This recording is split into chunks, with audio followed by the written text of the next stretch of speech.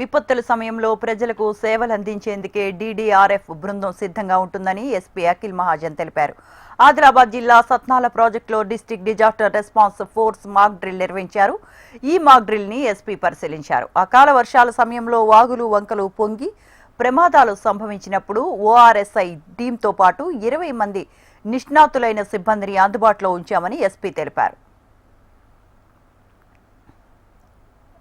Telangana police, మన Adilabad police ఇక్కడ ఒక చిన్న డిస్ట్రిక్ట్ రెస్పాన్స్ ఫోర్స్ డిఆర్ఎఫ్ లాగా ఒక ఏర్పాటు చేయడం జరిగింది.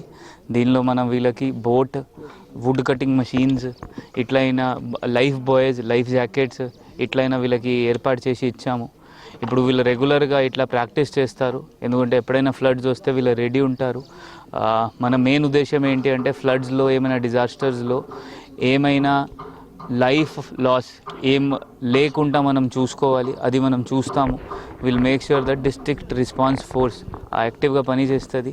వీళ్ళకి రీసెంట్గా మండే వీళ్ళు 1 వీక్ జిహెచ్ఎంసీ ఈడీలో ఎన్ఫోర్స్మెంట్ డైరెక్టరేట్లో ట్రైనింగ్ తీసుకొని వచ్చారు.